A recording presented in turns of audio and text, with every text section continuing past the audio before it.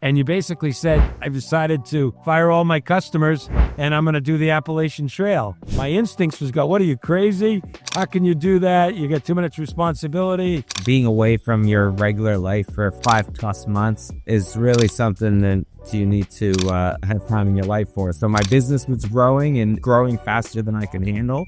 And then I was at a new phase with my family. So it was the perfect time to do this dream I had, this passion I had of hiking the Appalachian Trail and taking a little break out of life. Having a beer with Fred is really about getting to people's passion and what makes them tick. Having a beer and having honest, frank, clear conversation that inspires our audience is what it's about. Hey, Ben, this is Uncle Fred. How you doing, buddy? Good. Cheers. Cheers. Good to Cheers. see This, our podcast here at Having a Beer with Fred is about entrepreneurship and about, how one, a lot of times how certain people have interfaced with myself and companies I'm involved in or other things that are going on in the world. So it's kind of unique that I'm talking to you because I've known you your whole life. Obviously, my sister Candy was your mom, and we lost Candy in 2008 to breast cancer. And long story short, life goes on, and her memory lives on through Candace Cares. And we lost your brother Ryan to a skiing accident at Sunday River, and just after that, 6 months after Candy died. So we've had our challenges in life, but I want to say that today I've never been more happy having you involved in basically Federal Jack's, the birthplace of Shipyard Ale. You took on the interest of learning to brew, and you grew up working at Federal Jack's, and you took on the interest of being involved in Federal Jack's and KBC, and we started talking about it a few years ago, and now today you sit right outside the brewery, and I wanted to reflect back on back in 2018, 2019. I'm going to reflect back on the Christmas 2018. We were in Portland, Maine, and the room was full, and you were there with your newlywed bride, Susie. At the time, she was Susie Fitzpatrick, but just recently, before that, she was Susie Lightbody. And you basically said to everybody, hey, I have some news. And I instantly thought I was going to say, Susie's pregnant, and that'd be great. But you said, like most I've decided. You said, I'm going to fire all my customers, and you're a farrier, working with horses and a true entrepreneur in the sense of you do odd jobs, and you were being a farrier and a successful one at a number of, and you basically said, I've decided to fire all my customers and I'm going to do the Appalachian Trail. And I sat back for a second, and my instincts was go, what are you, crazy? How can you do that? You got too much responsibility, da-da-da-da-da, you just married. But then I thought for a second, maybe this is something Ben needs to do or wants to do. And I looked at Susie and said, are you okay with this? And she said, she smiled and said, yes, I'm okay with it. And so that was a big moment. And I thought to myself, well, maybe he'll do it, maybe he won't. But you went right at it. And then next thing you know, you were taking off in May. So why don't we start the journey? You took some amazing photos along the way, and we'll talk about other things along the way. But like I talk about in my podcasts about entrepreneurs have to think about and really get fortunate with timing. They have to get fortunate with the people you do things with. They have to get fortunate on being persistent, and then the location. And you're in the right place at the right time, surrounded by the right people, a wife that was supporting you, and you were persistent. And basically, I think that's why you've been successful, not only in your businesses, being a farrier, and now in brewing and in the brew pub business and becoming part of a culture and creating your own culture.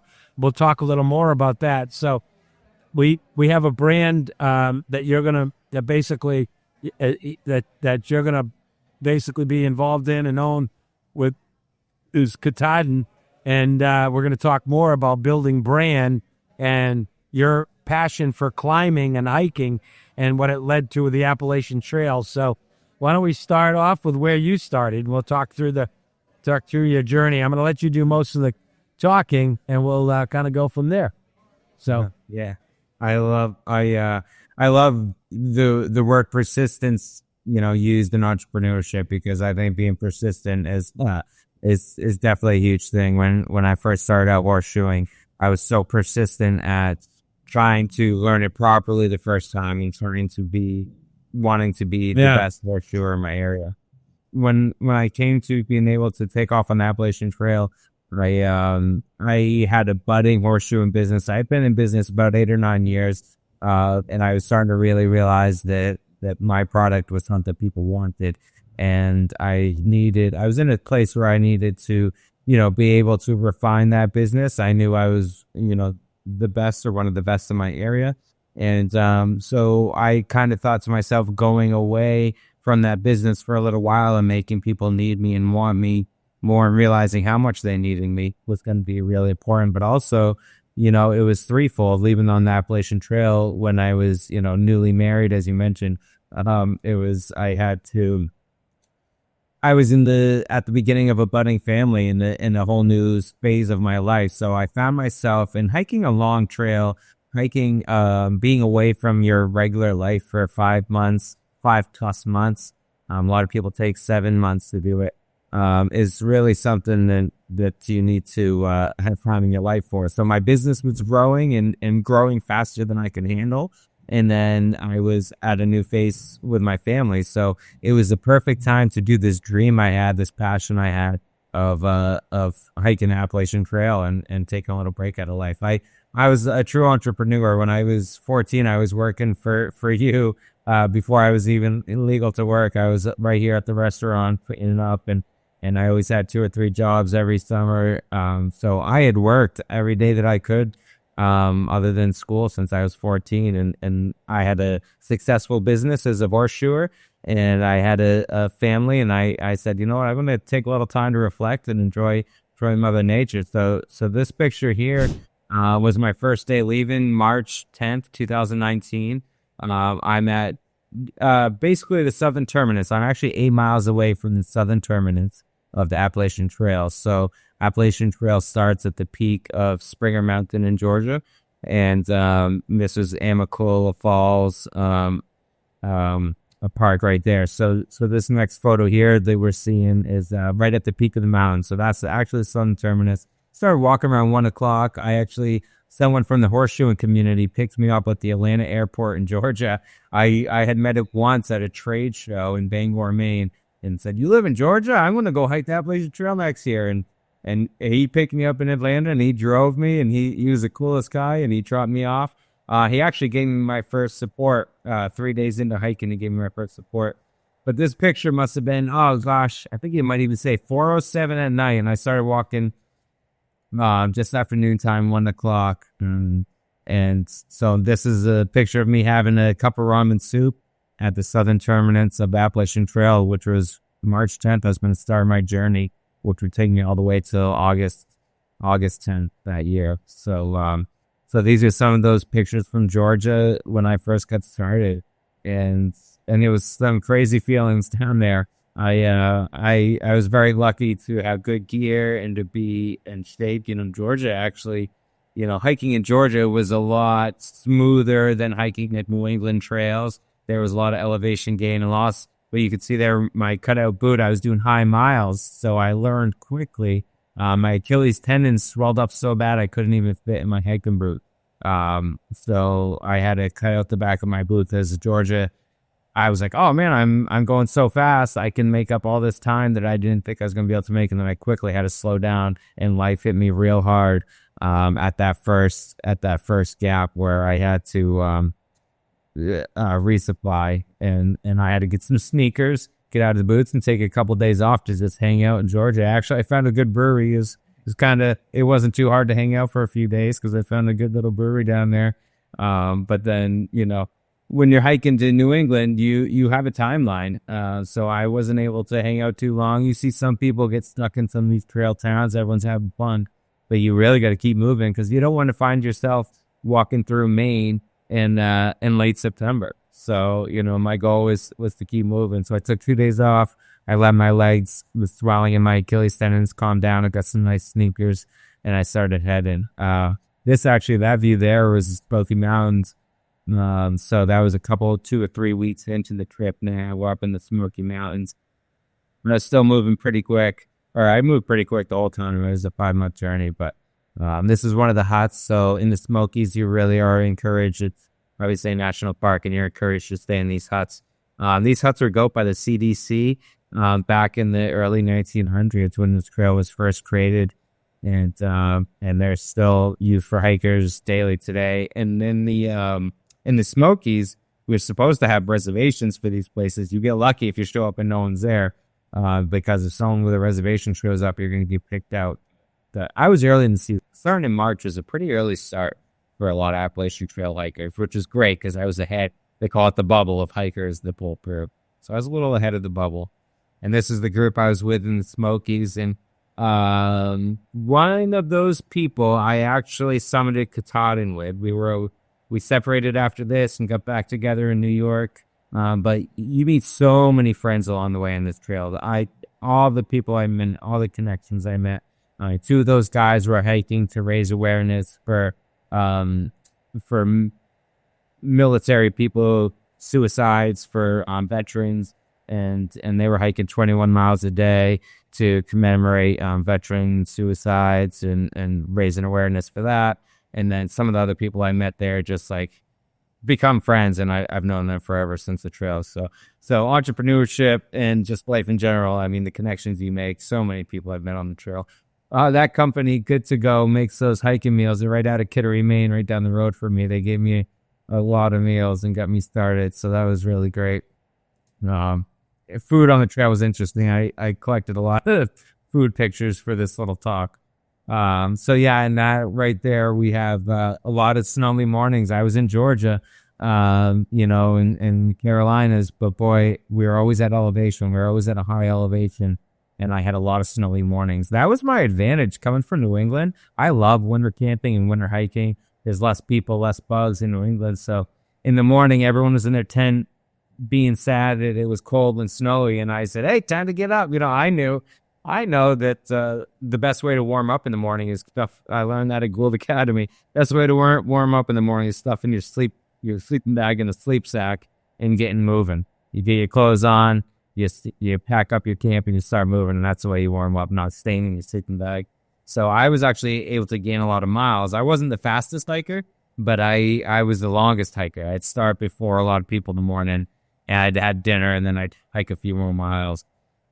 They've kept me out. So yeah, anything you could pack in that bag that wasn't going to go bad is what you did. A lot of dehydrated meals like you saw there, but then a lot of pepperonis and certain cheeses, especially before the weather got too warm. You could carry cheese a lot better before the weather got warm. So that was an example of a hostel. When you're close to towns, you'll come into these hostels that's set up for the hikers and all these mountain towns. And this place was great. It's coming. So, that was a little bunkhouse I stayed in. And you never knew. You just walked in on the trail with someone next to you or someone close by, and you'd end up bunking with them and meeting them for the weekend and being best friends. And that's another example. I have some rice, another example of a nice dinner there. And my dog joined me for a little while I was in the south. My dog Hank did 600 miles with me down south. My dad drove to RV down to drop him off and visit, and then picked him up when I was going through Glasgow, Virginia. He picked him up. So Hank there spent 600 miles. There's an old schoolhouse. I don't remember what state I'm in. Probably northern. I was north of the Smokies, but cool Red Dirt Road. Just lots and lots of scenes. This is another hostel that I stayed in. I met a fellow from Syracuse that night, and he was a really cool guy. We all had trail names. His name was Artistan, and so that was a nice night sleeping in hostels, but pretty much in my tent every night, except for, going through the Smokies and going through the White Mountains. You were in a lot of shelters, but I spent a lot of nights in tents when I wasn't in town. In town was every 2 or 3 nights. So that's McAfee Knob. That is one of the second most photographed places on the Appalachian Trail right there, McAfee Knob. My God, being a good boy, I had to walk off before the airplane to get that photo. And he just sat there. He was tired. We were walking 15 miles a day. He was tired, so he sat there pretty good for me. But yeah, the most photographed trail, that was a good beard pick. I like to take beard pics every once in a while. But yeah, the Katahdin sign at the summit of the Katahdin is the most photographed. That McAfee Knob is number 2. Example of me just cooking breakfast in the morning, just camping, random. I always tried to set up my tent where I could see the sunset out of one door and see the sunrise out of the next door. That was a big goal of mine. Oh, and bears. Boy. I saw probably 5 bears just in the Shenandoah National Park. I know that one was in the national park. I saw a lot of moose. I saw a handful of moose in Maine, but I walked right up on some bears in the Shenandoah. Yeah, another status shot of the growing beard. And then this is the midway point in Harper's Ferry, West Virginia, as the unofficial midway point. This is a point too where I called Fred and I said, I don't know. I'll never forget that phone call. That was a good one. Oh yeah. What did I say? I think you said, you're never going to be this far into a journey like this again, and to turn around now, you got to give it a little farther. Keep going, keep thinking on it, but you're never going to get this far again. And I remember, I just took that and I kept going, and then kind of the tides changed for me a little bit after that, and I think I started hiking with a couple of people. My dog went home, and I started hiking with more humans. And I think that's definitely a good example of you reach these points in journeys in business where you feel like you want to quit and give up. And I think I said also, if you, as long as Susie isn't going to leave you over it, I would keep going. So anyways, you did. Well, she did. She wasn't too impressed that night because I told her, I was like, I think I'm going to pack it up. I made it halfway. Maybe that's good enough. Maybe that's good enough. And she said, all right, honey, I support whatever you do. And secretly she's like, hell yeah. And then I called Uncle Fred, and the next morning I said, I'm going to keep going. And that was honestly the last time I thought that way. They call it the Virginia blues. You're coming out of the state of Virginia. It's the longest state. I used to see that snake there on the rock, but you're coming out of Virginia, and I don't know, I was able to keep going. I never looked back after that. Yeah, I think if it made sense and you wanted to do it to begin with, and you weren't, physically you were fine. I think overcoming the mental challenges are so difficult sometimes, and that was what I felt. It was a mental issue, not a real issue that was going to put yourself or your family in danger. It's true. Perseverance. Yeah, absolutely. I think that bridge, I was coming into, it says the river.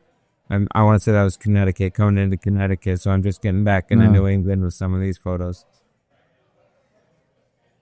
That was so that's my, you can see the mountain, so the height of the mountain in the background. And that was the book I used. That was my guidebook. I'm trying AWOL guidebook. A lot of people, I had my guidebook, and then I had a series, 27 maps that were made by National Geographic. So I used the guidebook and my maps. A lot of people use their phones, but I didn't have to do that. I really enjoyed having the physical maps. And everyone with their phones, people would leave comments about water sources. That's the big thing is, hey, how's that next water source? How's the privy? So the privy is the bathroom. How's the privies at this campsite or water sources? It was funny. I guess that was handy for some people, but I could just listen to everyone else had their phones. I didn't need mine because I could just listen to the stories of all the hikers talking. and I didn't have to kill my battery on my phone so much. All these hikers were trying to be super lightweight, and it was funny. They wanted to be super lightweight, but they had this huge 3-pound battery to back up their phone. I'm like, well, I don't need a 3-pound battery, so I'm going to carry an extra granola bar, you know?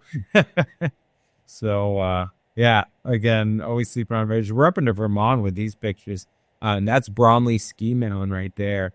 So Vermont was super fun. We were having so much fun when we went through Vermont. I was on the peak of Killington Mountain on the 4th of July. I did my longest hike day. I hiked 27 miles. We started, me and my friend Axe, you saw in an early picture. We walked 27 miles left at 3 a.m. so we could meet all our friends at the peak of, at the peak there in Vermont. So, that was cool. First time about 4,000 feet. We're starting to get into Maine here. That was a privy in Maine, of course. Maine was rustic and beautiful. New Hampshire was obviously magnificent. But Maine was, you felt so remote when you were hiking in Maine, more so than any part of the trail. A lot of the trail, you would pass a road every few hours. It might be a remote road. That's back to New Hampshire right there. But yeah, when you were in Maine, you were just out in the woods and you could really feel it. It was really special. That's Jackson, New Hampshire, walking up to a hostel with my trail family. By now we had like 4 guys and a gal. And we were a good little trail family is what you call us. And that didn't start till really just past Harper's Ferry. I started hanging out with these people more often. Day-to-day hiking, we weren't always right next to each other all day, but we'd meet up in town and we'd share food and share things as we would shop. And that's on the ridge in New Hampshire with Axe. We all had trail names. My trail name was Blacksmith. That was Axe. And then we had Cliffhanger and Napster. And that's Lake of the Clouds huts up in the White Mountains. I was so excited to get to the White Mountains. Summit of Washington. Looking like a hiker. If only you could smell it. Yeah. Yeah, you could see the Cog Railway. That's that black smoke is the Cog Railway going to the top of the Mount Washington. And that's an example of my my National Geographic map books that I would use. My wife would send me in the mail the next map. So I had 27 booklets, and every couple weeks I would get through it, and she would send me the next map. Whether it was she would send it to a hostel or a post office in town that I was going to be at. And then she'd send me cookies and goodies and notes from Maine. Yeah. When did you see her in New York? So she actually flew down. I took just 2 days off of hiking, which is actually hard to do, because you're just so in the zone. So she visited me and we went to Washington, D.C. So she visited me when I was going through Virginia. And then I didn't see her again until I made it to Vermont. So she came up by when I was in Killington, pretty close to Killington. And then she visited me when I hit Bethel Lane, and then again at the end. That looks like Maine. Oh, yeah, New Hampshire state border. Maine. That was way out in the woods that time. And that's a great example of a trail in Maine. That was my friend Smirk. He's from Pennsylvania. He's in the trail family. Yeah. So my little dog joined me. My little dog, my Jack Russell, he walked from Gorham, New Hampshire, state border of New Hampshire, Maine, all the way to Moosehead Lake. He did 160 miles over the course of 2 weeks. He was a good little hiker. Joined the trail family. I think you'll see another good picture of him soon. Sunsets, man. I love my sunsets and sunrises. I get up and walk with the sun every day. I didn't even care what time it was. That was a beautiful thing. The Bigelows up by Sugarloaf. That was our trail family right there, mine if not. I was coming into New Hampshire. A lot of lounging. I always, if there was a good viewpoint, good log to sit on, I didn't have to take my backpack off. I could sit. I was right there. But we were having a lot of fun. Yeah, working through those New England mountains. There he is. So I was heading into the woods in Gordon, New Hampshire with a pizza on my back. So that pizza box was firewood and dinner. That was a good day. 6 pairs of shoes, I want to say I wore. I think that includes the boots that I had to cut the back out of in the first 60 miles. Yeah, and just working over those mountains. That was my view every morning, every afternoon. Sometimes you'd be sitting there having your lunch, which wasn't a whole lot of food, and you'd be like, I have 4 more mountains to climb today before I get to where I was hoping to set up camp and spend the night. Yeah, talk about entrepreneurship. That feels like entrepreneurship. I got 4 more mountains to climb today before I can. Yeah, well, you had to make a plan, and you had to live the plan, and then you had to adjust if weather hit or. So it's kind of like every business venture, you have to kind of assess where you are, where you're going, how you got to get there, who you got to. One big other thing in business is communication.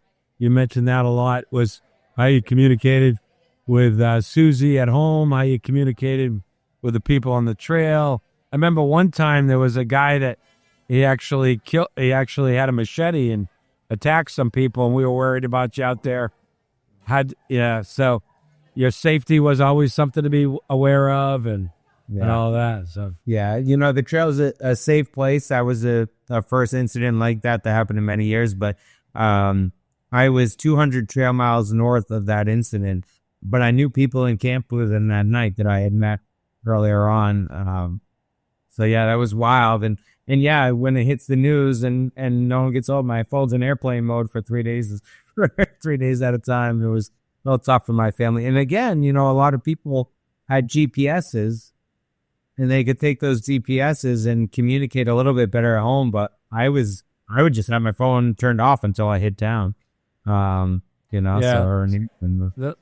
a great collection of pictures. And I know you have some with you finishing, right? I tell the story about Susie and Abby coming up the last day. Yeah. It was a beautiful day. I thought I added some of those finishing pictures, but it was fun. So, it was so great being from Maine.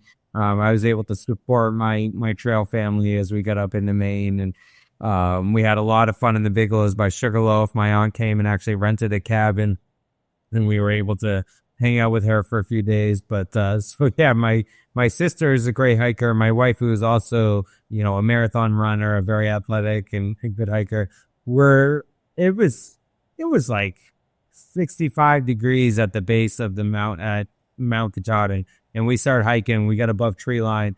It was instantly 35 degrees, blowing hail, wind, rain, and we had done, me and my trail family had worked for the last 150 some days, last 5 months to get to this terminus.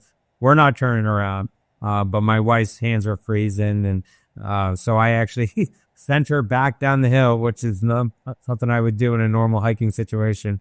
But she went back down the hill and had a hitchhike around the whole park to get to where we were going to finish. And she made it around, and thank God. But it was a brutally cold day. I wish we had that picture to load. I had my full rain gear on. My sister did summit with me, my trail family. But it was hard. We almost got lost coming down off. We took the A-Ball Trail coming down, which was recently reopened.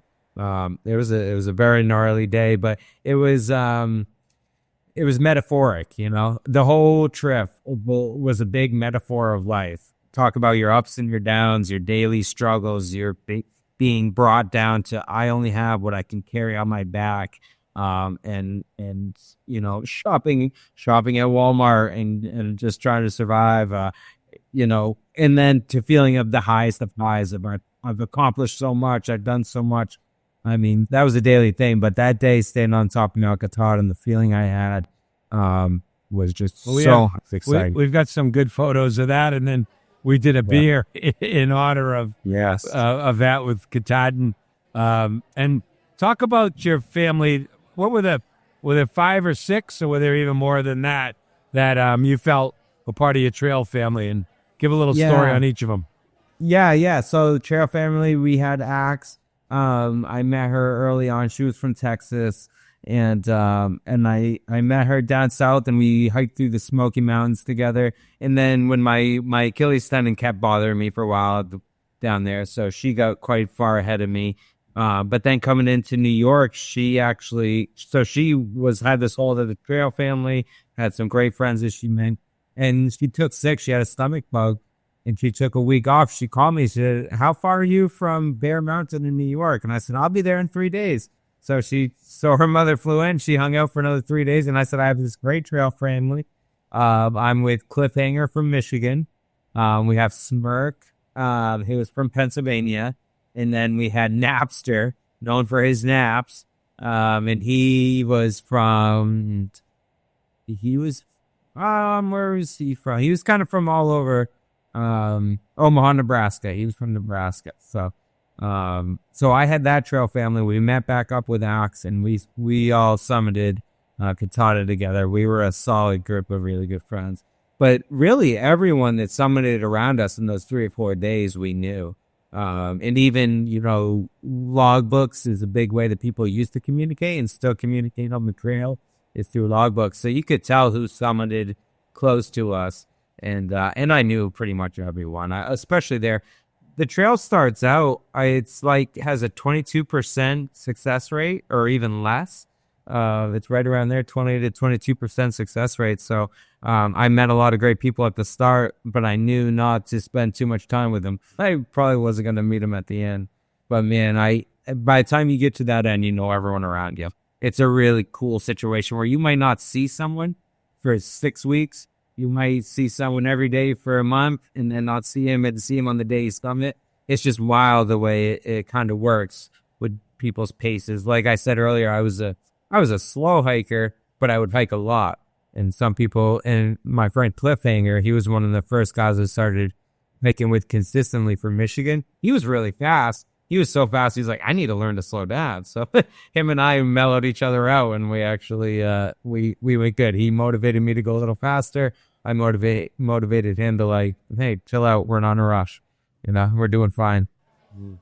So, I was really proud you finished and you got home and you kind of assessed things and you went back to work and you're as a blacksmith and a farrier and then you actually branched off a little bit and you bought a property in Arundel, Maine, which I was proud of you, and you basically have developed that site into a successful real estate development in Arundel. You've got a lacrosse club that you built a 10,000 square foot building for, and you sold a piece of land, and you sold another piece of land. And how much land do you have left there?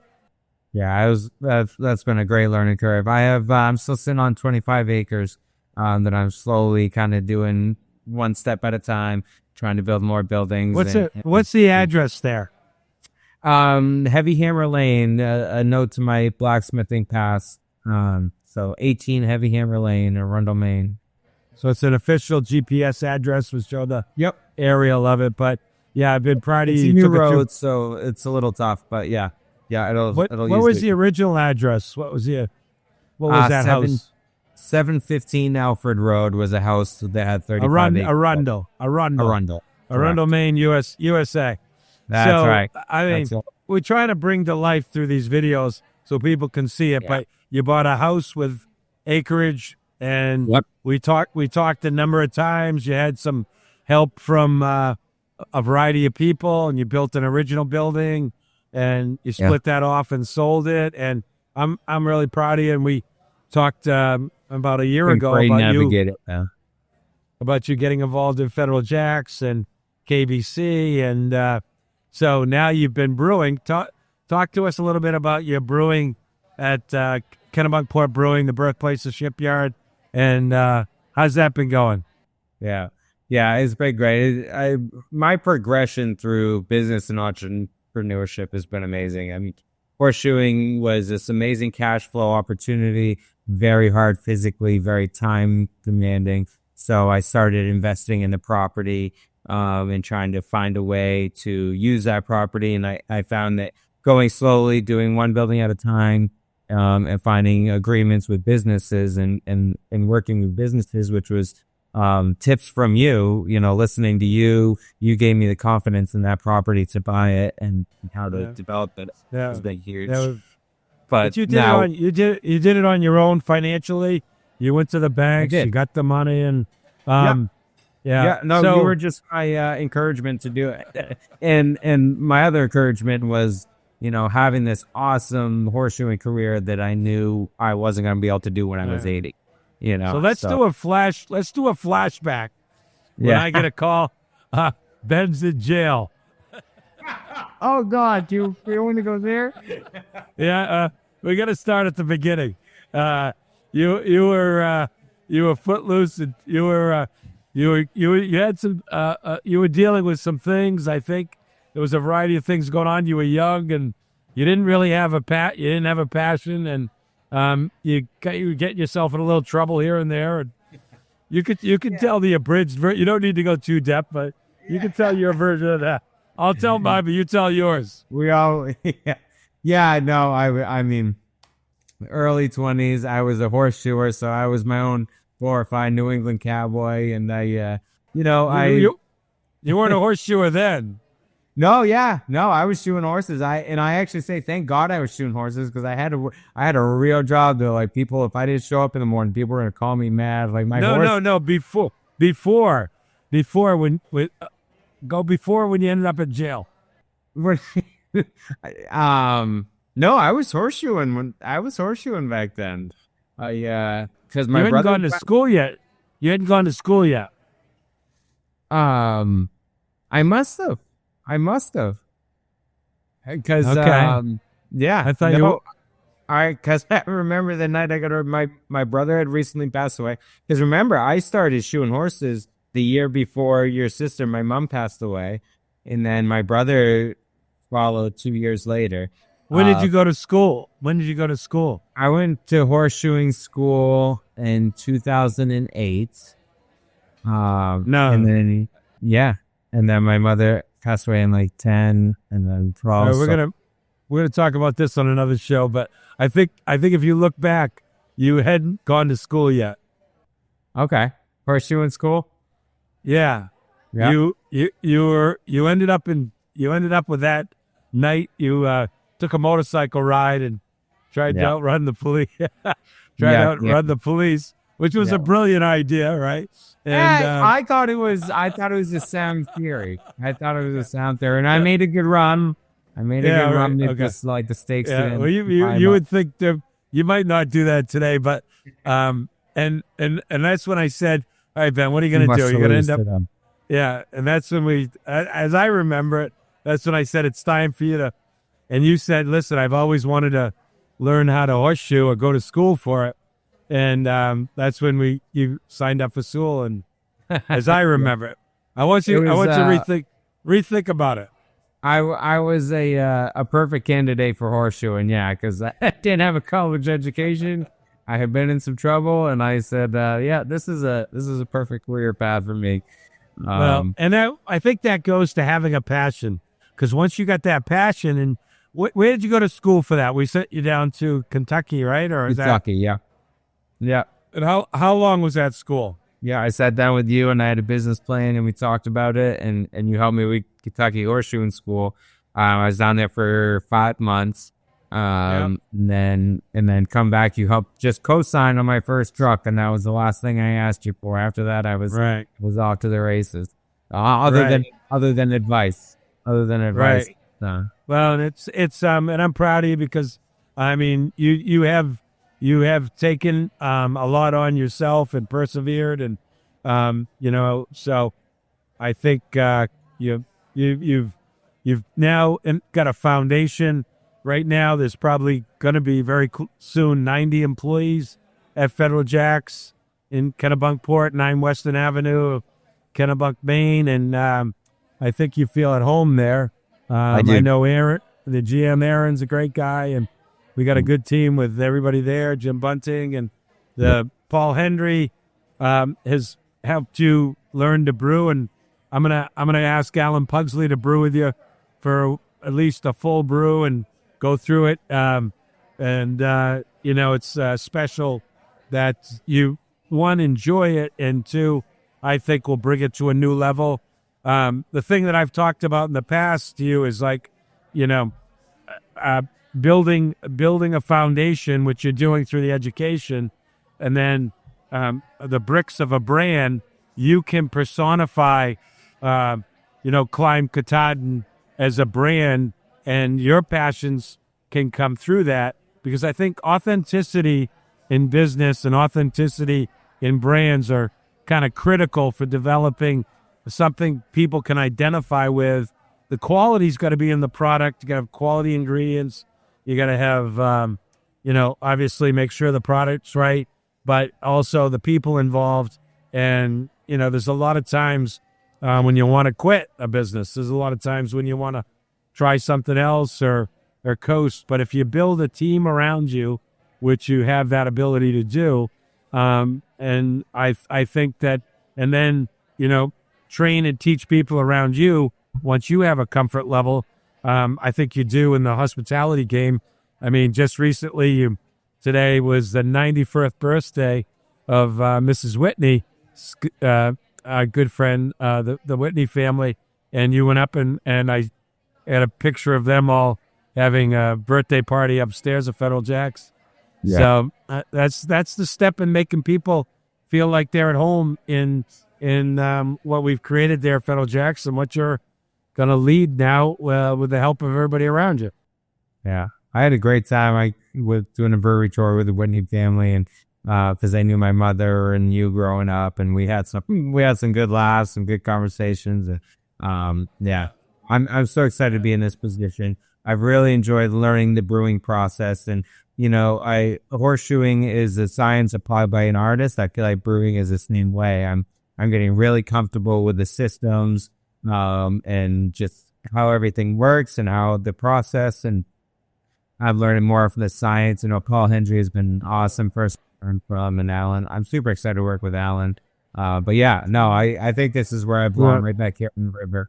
Right on the river at Kennebunk. This is where it started, and where I'm going to bring a new vibe and life. Yeah, so you just got a boat from Paul, and you're gonna have Henry, your son Henry, and your daughter Margot, and go out on the boat with you and Susie. I have a fond memory of when you got engaged to Susie. You guys were floating down the river and had a good time. So, yeah.